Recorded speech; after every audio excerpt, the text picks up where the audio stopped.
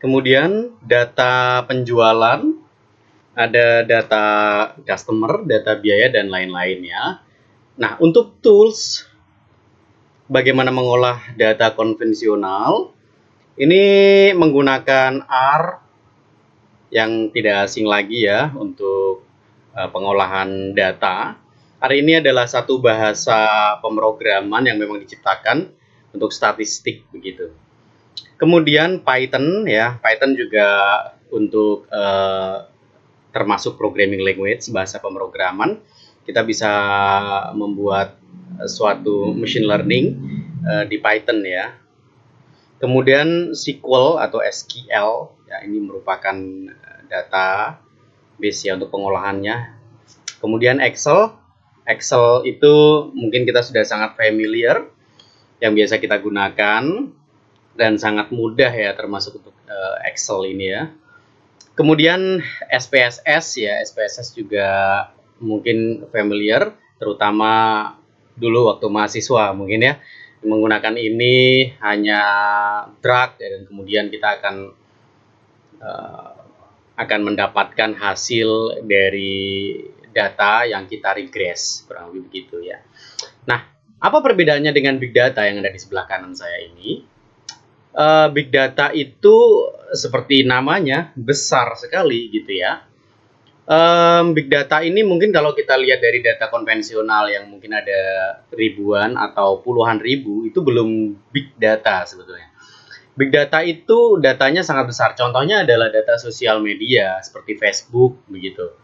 Facebook itu dalam 1 detik, 1 menit ya, mereka bisa banyak sekali foto yang diunggah, status yang diunggah ya, banyak sekali data-data untuk mereka bisa beriklan ya, termasuk bagaimana mereka bisa merekam kegiatan kita tertarik pada satu barang tertentu ketika kita berhenti scroll Facebook ya, contoh kita berhenti di kamera, berarti Facebook nanti akan masuk data kita sebagai kita tertarik kepada kamera, dan nantinya kita akan dikirimi iklan-iklan. Itu adalah salah satu data yang dimanfaatkan oleh pihak Facebook.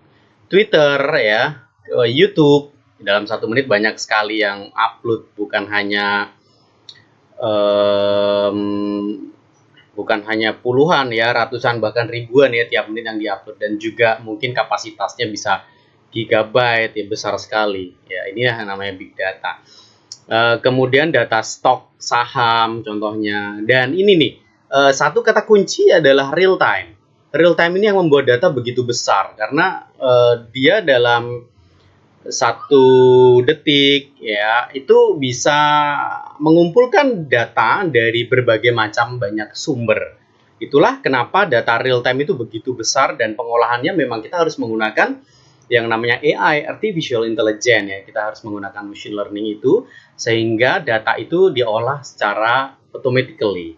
Selanjutnya data transaksi nasabah bank misalkan ya, mereka tentunya real time.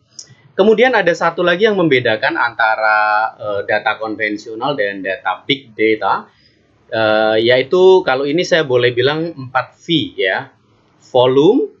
Volumenya sangat besar ya. Kemudian variety, big data ini bisa bersumber dari banyak sekali. Contoh kalau nasabah bank ini dari berbagai jutaan nasabah yang membuat data itu berkumpul menjadi satu, yaitu misalkan data transfer bank begitu, itu variety ya. Jadi bersumber dari banyak sekali. Selanjutnya adalah velocity. Velocity itu kecepatan data itu untuk bertambah, untuk berubah sangat cepat. Dan selanjutnya adalah veracity ya. Veracity ini adalah data yang tidak konsisten ya. Jadi data yang penulisannya tidak konsisten, yang ketika kita input itu kita tidak bisa menggunakan cara-cara tradisional, karena kalau ketidakkonsistenan bahkan dari huruf capital dan tidak pun kan agak sulit gitu. Nah itu ya, jadi ada 4V yang membedakan volume, variety, velocity, dan juga veracity. Untuk toolsnya kurang lebih sama dengan pengolahan untuk data konvensional. Ya, R dan Python ini adalah bahasa yang memang kurang lebih wajib ya digunakan untuk seorang data scientist ataupun yang data arsitek atau data engineer. R dan Python, dua bahasa pemrograman. Bisa pilih salah satu sih sebetulnya ya, kita mau pakai R atau Python. Di dalam Python pun itu kita bisa mempunyai satu tools atau tampilan nantinya seperti R. Nanti akan saya bahas di video saya yang lain, bagaimana kita bisa ada yang namanya library pandas gitu yang bisa membuat tampilan Python kita bisa seperti R, kurang lebih begitu. Java ini rata-rata digunakan untuk programmer ya, dia bikin aplikasi begitu. Kemudian ada Hadoop, ini hampir sama dengan SQL, tapi ini SQL lebih terstruktur ya. Dan MongoDB, ya, kurang lebih itu. Kemudian kita lanjut business intelligence ya. Business intelligence itu apa sih? Apa sih perbedaannya dengan seorang data scientist gitu? Business intelligence itu dilakukan ketika data sudah didapatkan dalam bentuk digital ya dan sudah terstruktur. Makanya tadi di awal saya jelaskan bahwa data itu dibangun dan juga direncanakan atau dibentuk oleh seorang data arsitek. Kemudian data engineer mengekstrak menjadi mana yang penting, kurang lebih begitu. Kemudian sama seorang business intelligence, data itu digunakan. Menggunakan data untuk mendapatkan gambaran visualisasi performa saat ini dan masa lalu. Jadi di sini ada timeline-nya, di sini present, kanan ini adalah future, dan sebelah kiri ini adalah past ya, masa lalu. Jadi mereka menggunakan visualisasi dari performa saat ini dan masa lalu. Nah, yaitu seorang business intelligence. Kemudian ada measure. Measure itu apa sih? Yaitu suatu pengukuran. Contohnya kalau saya bisa bilang adalah misalkan jumlah penjualan ya, jumlah penjualan atau kalau dalam bahasa statistik sigma penjualan kurang lebih begitu. Dalam 1 tahun nih, misalkan salah satu PT distributor perusahaan consumer goods itu jumlah penjualannya berapa. Di sini akan membentuk suatu data. Kemudian matrix ini biasanya kita akan ada memperoleh rata-rata ya. Jadi rata-rata penjualannya berapa.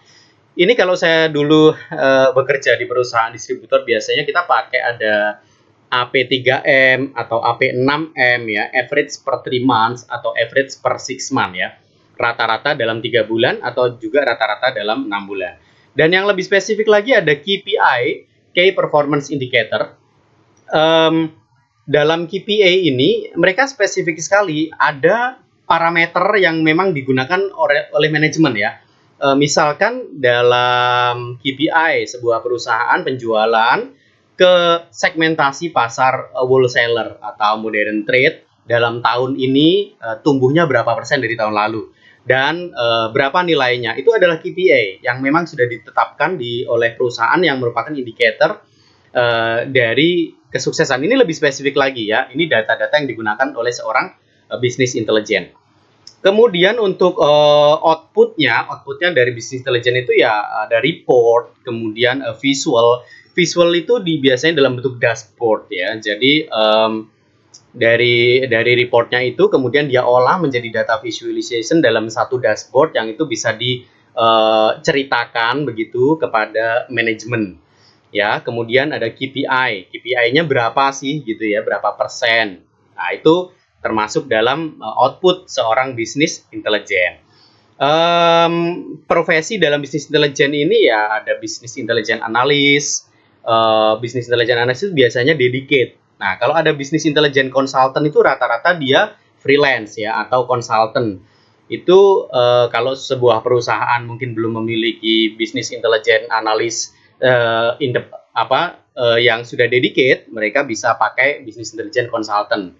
Tinggal menyerahkan data dan data itu diolah, dibentuk menjadi sebuah visual dalam satu dashboard.